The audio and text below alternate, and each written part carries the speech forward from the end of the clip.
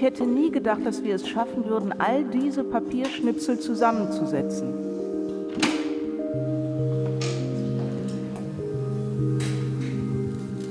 Es ist, als würde man ein Puzzle zusammensetzen.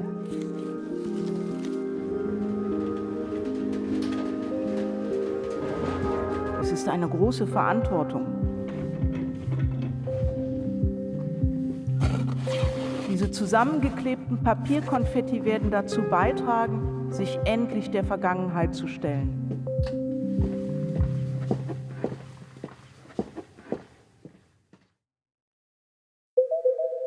At the former Stasi headquarters, once home to the East German secret police, a discreet team of archivists, mostly women, has been working tirelessly for 30 years, bringing an incredible puzzle to life. They've been sorting the contents of 16,000 bags filled with shreds of paper that the Stasi wanted to destroy. Their aim? Reveal the secrets of the world's most difficult jigsaw. They're called the Puzzle Women. I have special tape that sticks to paper thanks to the temperature of the iron, and it doesn't damage the paper. So documents can be well preserved for research and future use. I can already see, when I take this piece between my tweezers, that it's sticky here. So from this adherence, I can tell which side is stuck. I put that underneath. I have to work with real precision.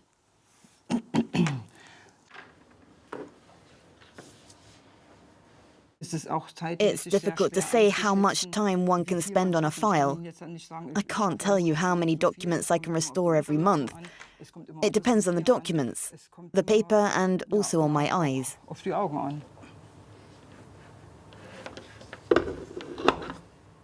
At the beginning, we always receive a bag, and then we have to carefully take out these documents, one by one, like this. Then we place them on the table and examine the edges of the torn pieces. We then sort the documents according to the type of tears. Here, for example, something already matches. Now I've taken some documents from my paper bag. No, we've selected the documents that you can film. This is practically new, straight out of the bag. Oh, yes. If there are any names that we need to protect, they cannot be filmed. We're not allowed. Okay. I'm afraid not, because there are names of people who were victims of the Stasi. Sorry I did that, it's my fault. No, it's okay. Filming the work of the Puzzle Women is tricky.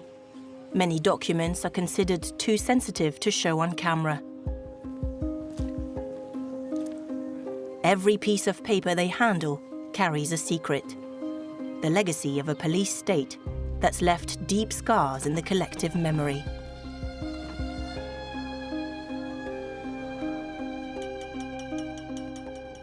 These files tell stories of fear, denunciation, betrayal, and imprisonment.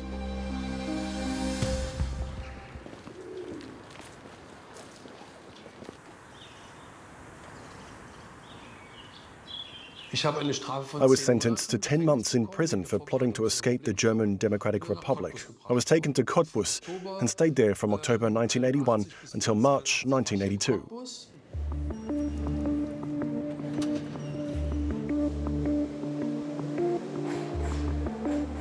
Peter tried to flee by train in July 1981, but he was stopped at the Czechoslovakian border during a police check.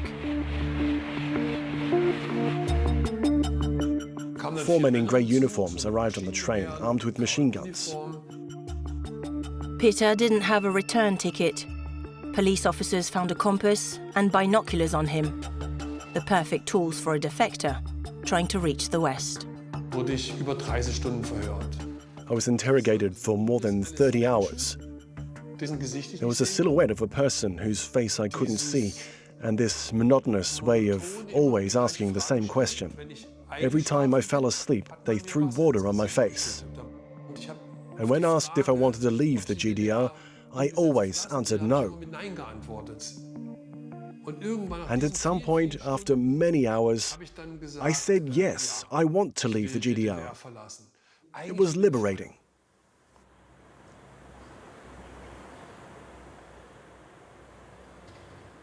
The sword and shield of the GDR no longer exist, but the Stasi's ghost keeps haunting Germany to this day.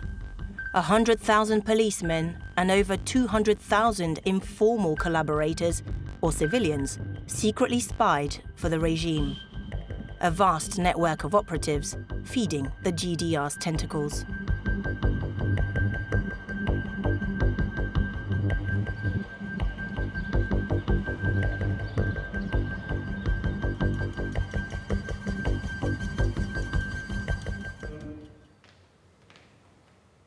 I then joined the party. No one recruited me, it was a personal choice. As a convinced young communist, full of hope, I'd even say of aspiration, I tried to convince everyone around me. I hereby, Wolfgang Templin, voluntarily commit to collaborating with the organs of the MFS. I've been informed that I'm prohibited from speaking about this collaboration even to my closest associates. For the signing of reports written by myself, I choose the codename Petter. Over 4 years, young Wolfgang fed information on fellow students to his Stasi handlers. But by 1975, he was revolted by the brutality of the regime. He got closer to dissidents and became a staunch opponent of the communist power. The repression and surveillance began in the 1980s and became increasingly violent. In response, we formed our own opposition groups, followed by the Peace Human Rights Initiative. The ex-informant became a new target for the Stasi. Considered a state enemy, his apartment was often raided, and many moles infiltrated his life.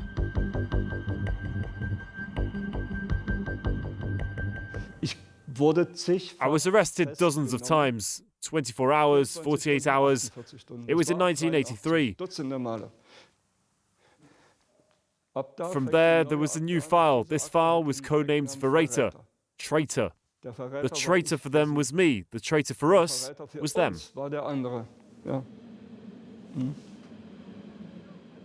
Wolfgang and his wife were arrested in January 1988, accused of high treason and forced into exile. Like them, thousands of others ended with the same fate. In a bid to remember their story, a few men and women have decided to piece their lives together. Rüdiger spearheaded the Stasi Archives Agency for 30 years in Frankfurt-Oder. Regina, guardian of the Leipzig archives, dedicated her time to finding the fragments of others' lives. Her friend Renate was among the first puzzle women to study the files. The puzzle women don't really exist, but they're women who secured Stasi files within the Citizens' Committee. We women were more patient with this College of Shreds. Men, on the other hand, preferred representation. These puzzles were very valuable and important for people. We became aware that every reassembled confetti was in fact a small victory against those who actually wanted to destroy all the evidence.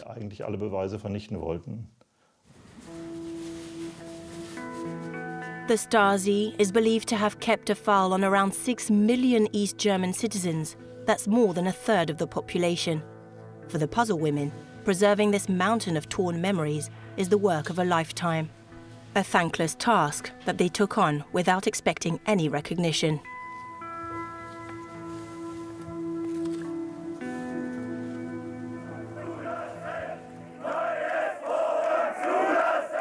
In the summer of 1989, the wave of revolution that was shaking the crippling USSR reached East Germany. The population demanded political reforms and open borders.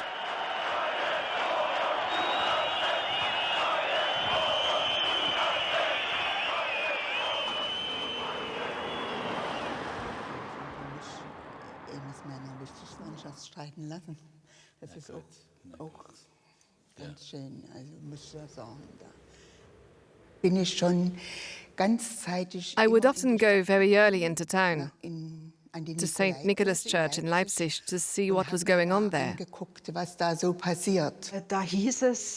Some said we'd get shot in Leipzig if we went to the Monday protests. At the heart of the uprising, the Monday demonstrations in Leipzig, where tens of thousands of people chanted "Wir sind das Volk," we are the people. Police responded with repression, beatings, and arrests. I saw them come out. There weren't many people in the church yet. The soldiers grabbed the youths and threw them into their trucks. And then they drove them away. We knew that the opposition was gathering here and that something was happening. There were always prayers for peace, where the names of detainees were read out loud. On the 9th of October 1989, 70,000 people gathered in front of St. Nicholas Church. It was so moving. We succeeded. They can't open fire with so many people around. They cannot shoot. 8,000 police officers and soldiers were deployed, but it was already too late for the communist dictatorship. The population was no longer afraid. They chanted the Internationale, a sardonic twist of the revolutionary anthem. A wind of freedom blew over the German Democratic Republic. The Stasi monster was wavering. Faced with mounting pressure, the head of the Stasi, Erich Mielke, ordered the destruction of millions of files. It was urgent for him to erase the information collected by the secret police and its informal collaborators. To understand the extent of the destruction, we need to rewind to the fall of 1989, when the Stasi realized that it could no longer continue working as before, and that the GDR might be coming to an end. In Berlin-Lichtenberg and in all regional branches, shredders and grinders ran at full capacity.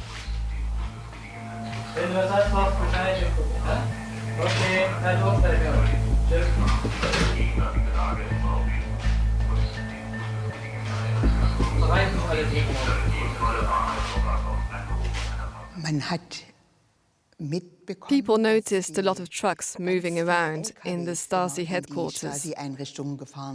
And they started to suspect that files were being retrieved and transported elsewhere to be destroyed.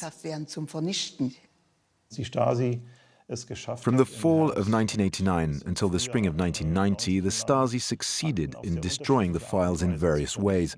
They were burnt, pulverized, taken to recycling plants, and shredded on site. In the end, there were no more working shredders at the Stasi, so they started tearing them up by hand.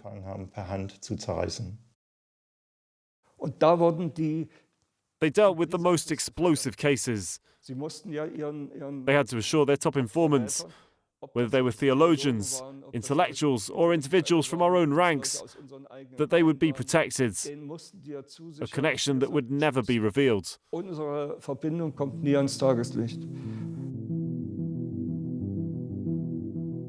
I hereby voluntarily commit to collaborating with the Stasi. I hereby voluntarily commit to collaborating with the Stasi. I choose the code name Jürgen. I choose the code name Vera. I hereby voluntarily commit to collaborating with the Stasi. I choose the code name. I choose the code name. I choose the code name Claudia. Silke.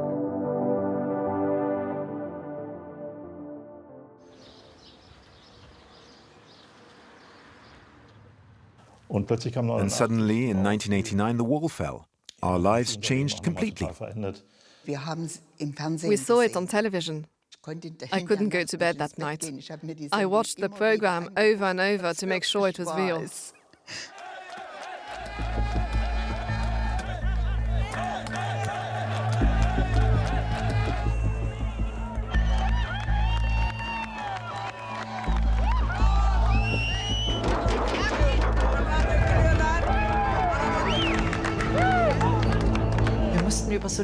We crossed the bridge and found ourselves in the West.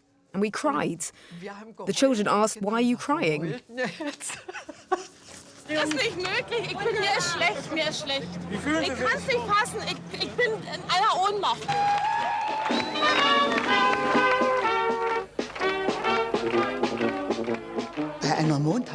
During a demonstration on Monday, 4th December 1989, the Stasi building was occupied in Leipzig.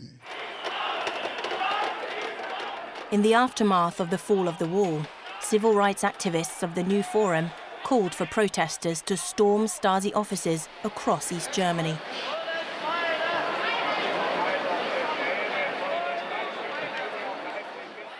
Sometimes we could see the light flicker. They had black curtains. It almost felt like there was nobody inside. But they were sitting or standing behind the curtains, watching.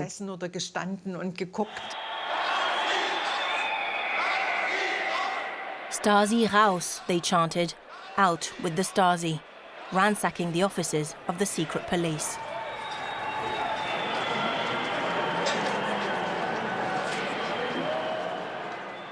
The assault reminds me of the storming of the Bastille. Not a single shot was fired.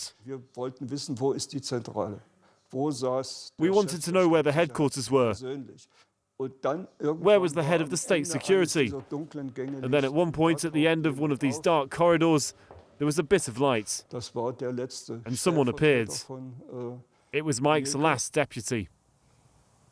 So I sat at his desk and picked up the phone to call my wife.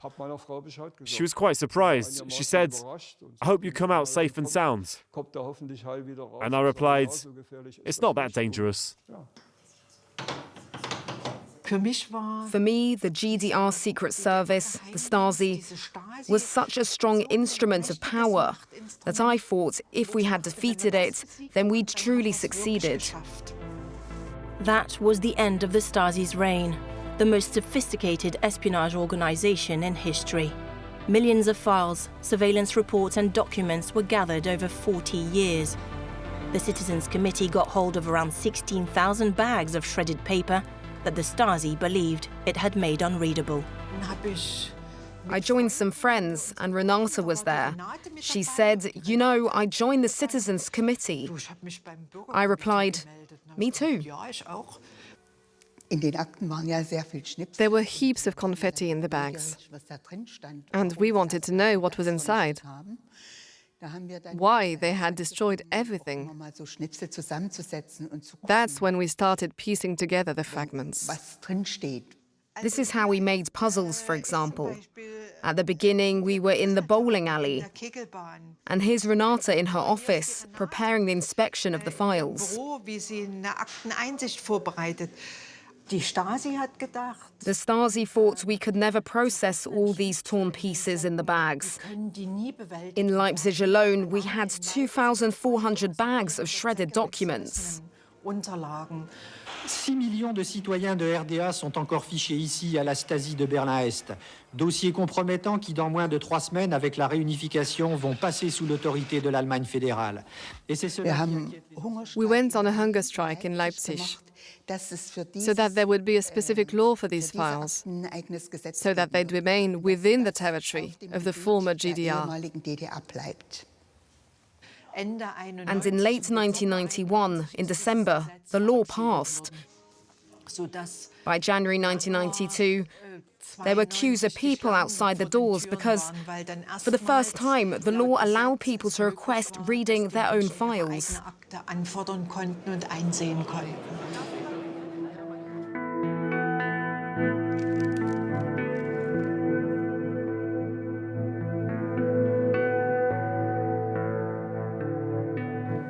For Rüdiger and his comrades, the documents had to be preserved and made accessible to everyone.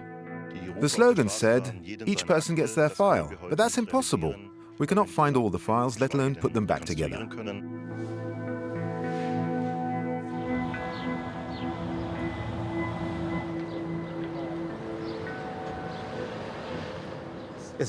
After the revolution, after the reunification, there was a controversy over whether we should even open the files. Some were worried about reopening old wounds, sparking fights, and even leading to murders and assassinations.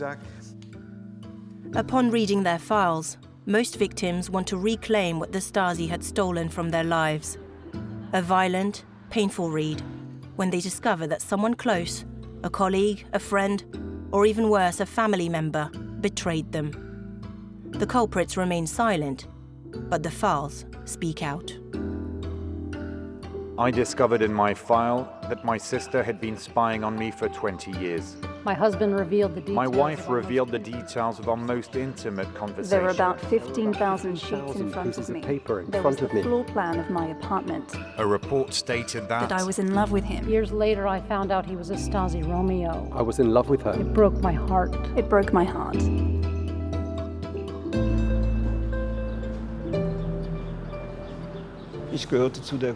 I was part of the first group, perhaps several dozen people, who were able to review their files.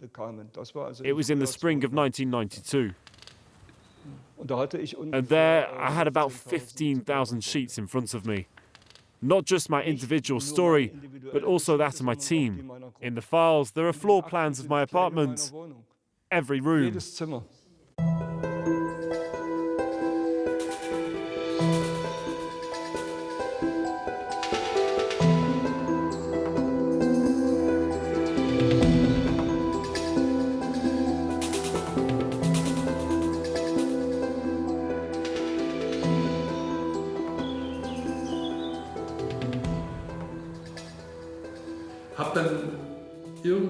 I eventually told myself that I had to confront this, so I requested my file. In 1999, I finally received it, but I only received my detention file. Here's the train ticket I had back then, on the 16th of July 1981, but there was no return ticket. Here we have a signature, an original copy from Mr. Erich Milke. All of this can be traced back in my Stasi file.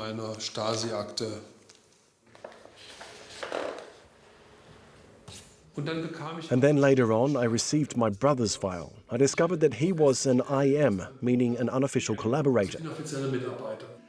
He was supposed to report on me.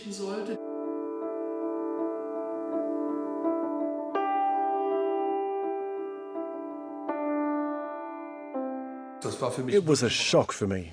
I didn't expect it.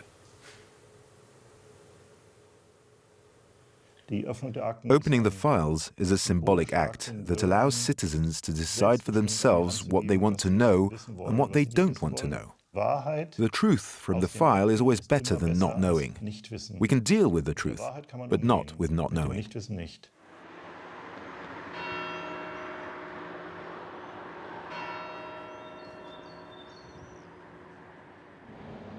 Stories that are told, but that cannot necessarily be verified or proven, all scattered in millions of confetti. We are here in the basement of the archive building, and this is one of the storage areas where bags containing partially destroyed documents are kept. The archivists took each bag and first examined their contents. Then they compiled a list. In the list, they also noted how badly the papers were torn. Were they torn once or twice, or were there some tiny pieces?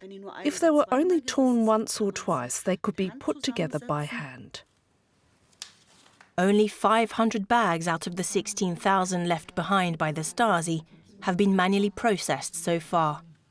Nearly 600 million fragments have yet to reveal their dark secrets. But the paper is deteriorating. Time could erase these stories forever.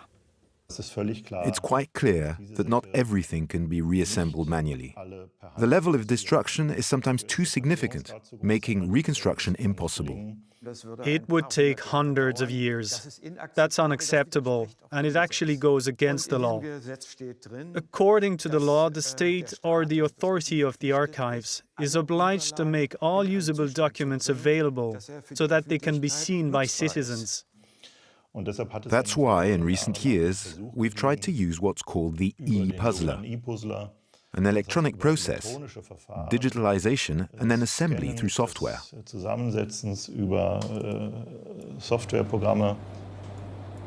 In 2007, The e-puzzler was seen as a revolutionary scanner that would come in handy for the puzzle women, but their hopes were soon crushed. The Stasi sometimes took several sheets and tore them together. The pieces looked so similar that the scanner and the software couldn't determine which pieces belonged together. We had to take these pieces, flatten them, and place them on the scanner. Virtual reconstruction worked, but the preparation of these pieces was simply too laborious. On the state side, they said that the scanner is not efficient enough, that it was too expensive, and that the reconstructed files were not as new or as important as expected. The federal government deemed the pilot software a failure and ended the contract in 2014. Lack of funding, lack of new advanced technology, the virtual reconstruction project is still on hold, much to the victims' despair.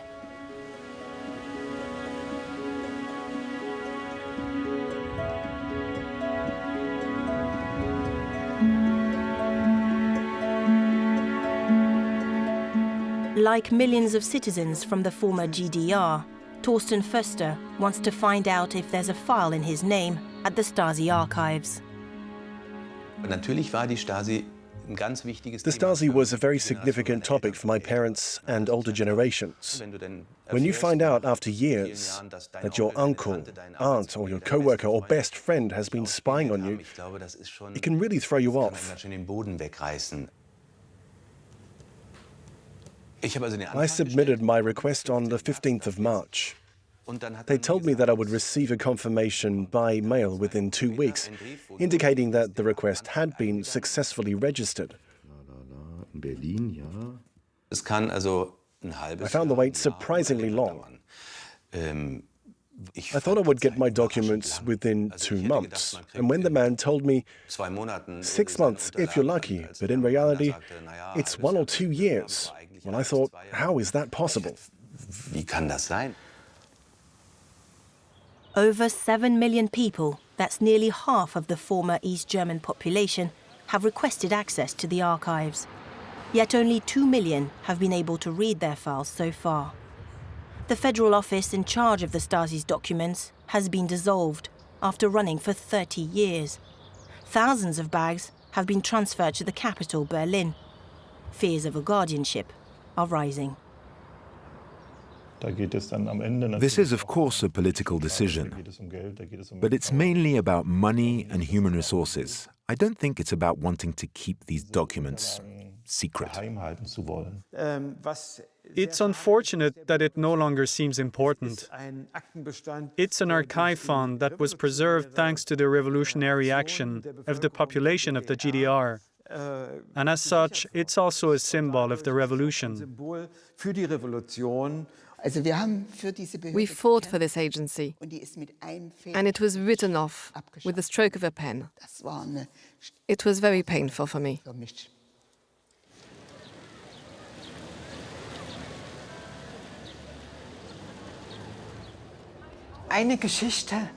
There's a story that still gives me goosebumps today. One that not only affected me, but also still haunts me.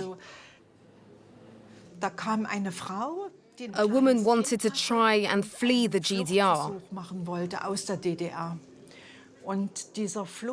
Her attempt failed because she was betrayed.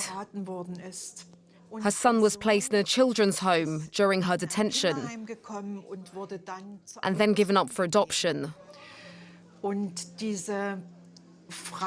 She recorded tapes for her child from prison. And I had to listen to these tapes. My dear child, I love you. I want you to come back. The child never received the tapes. I found this story so frightening. Losing a child when all she was seeking was freedom.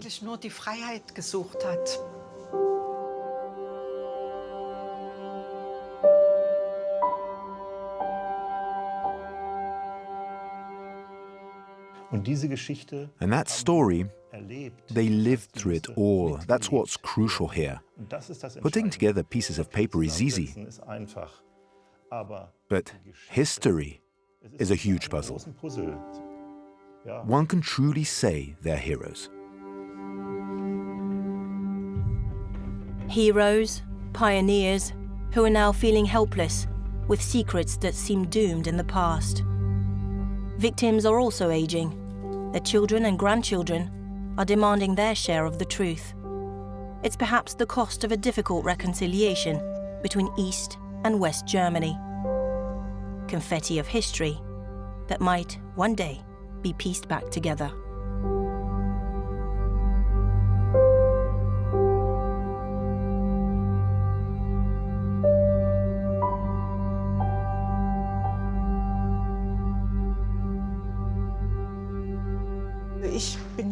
I'm proud of my former colleagues, of their dedication, their work, because I believe it's an important mission for our society. It's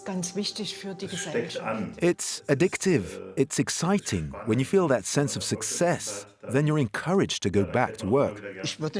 I'd like to go back to the archives, but I don't know if we'll ever be allowed back.